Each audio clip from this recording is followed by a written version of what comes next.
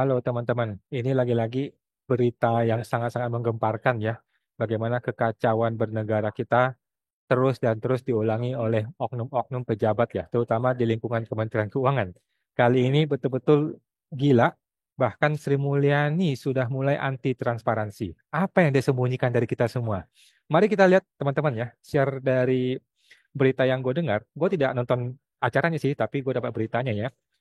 Diawali mengenai bahasan Cortex. Lagi-lagi Cortex ya. Rapat Sri Mulyani dengan DPD tiba-tiba jadi tertutup. Ini hari ini nih 18 Februari ya dari CNBC Indonesia. Luar biasa ya Ibu Sri Mulyani saat menghadiri rapat kerja dengan DPR.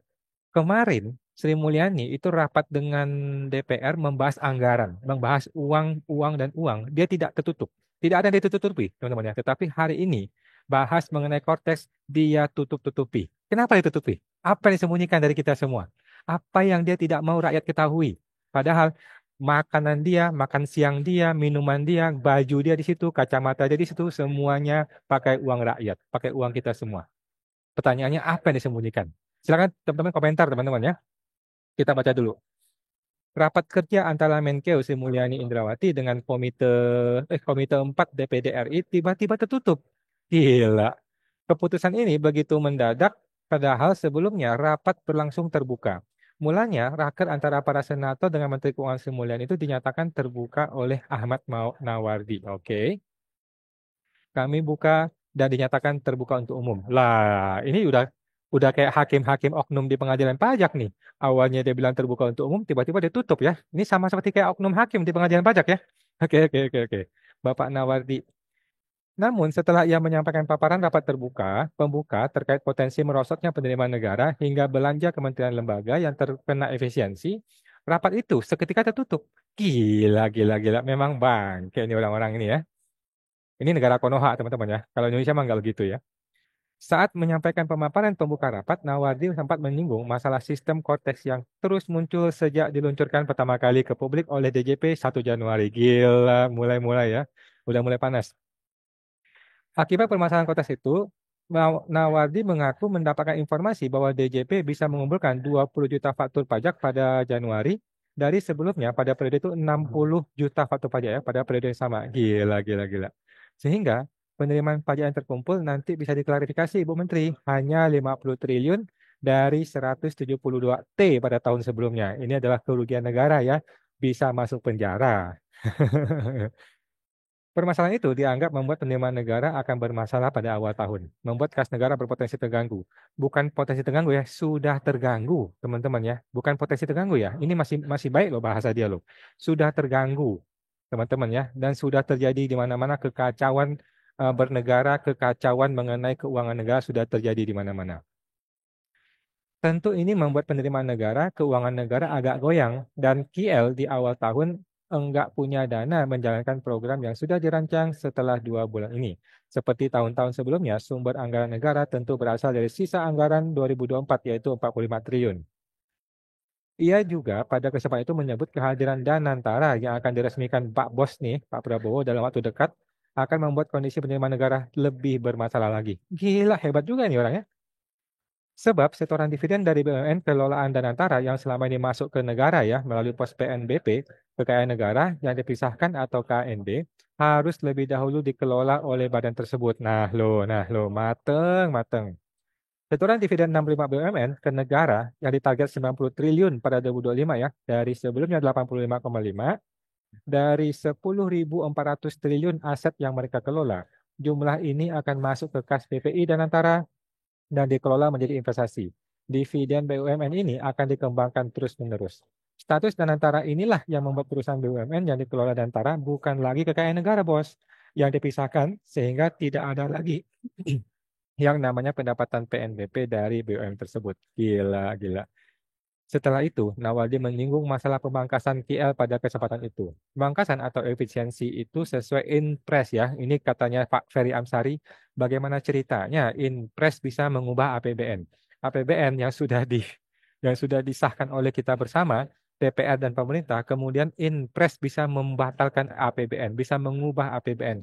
Negara macam apa ini ya, kata kata Pak Ferry Amsari ya. Sampai mau nangis dia bikin videonya.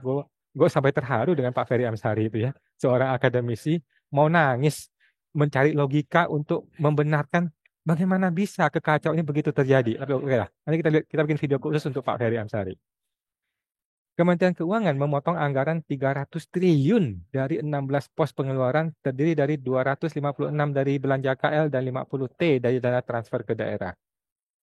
Tentu dampak pemangkasan yang sangat agresif ini akan berdampak ke depan, tapi belum kita rasakan saat ini. Kami yakin di tangan Ibu Menkeu yang sangat luar biasa, efisiensi tidak bertambah ke stabilitas nasional, ekonomi, kesejahteraan masyarakat, subsidi konsumsi domestik, dan lain-lain. Nawardi mengaku resah dengan kebijakan ini saat pertumbuhan ekonomi melambat dan tiba-tiba sidang itu ditutup. Begitu ya. Tiba-tiba tiba-tiba rapat itu menjadi tertutup. Jadi gini guys, ini pendapat pribadi gue ya, dari orang yang di luar pemerintahan, dari orang yang nggak ngerti apa-apa ya. Sri Mulyani terlepas dari segala kontroversi dia, terlepas dari segala kekacauan yang dia ciptakan untuk negara kita. Dia ini orang yang tidak pernah dalam hidup dia, yang gue ketahui ya, belum pernah dalam hidup dia itu dengan sengaja mengkondisikan rapat itu tertutup. Nggak pernah. Coba deh teman-teman ingat nggak? Kapan terakhir kali Sri Mulyani rapat dan dia dengan sengaja mengkondisikan rapat itu tertutup untuk umum? Nggak pernah, teman-teman ya. Bahkan kemarin ngomongin anggaran negara, anggaran dipotong, anggaran berapa T, nggak tertutup, santai-santai aja dia ngomongnya, ya kan? Dia ini adalah orang yang teguh. Sri Mulyani itu walaupun dia perempuan ya, tapi dia teguh, dia kuat, dia berani untuk transparan, dia berani untuk melawan argumen publik, walaupun itu tidak menyenangkan gitu ya. Tapi kali ini berbeda, bos. Hari ini Sri Mulyani berubah.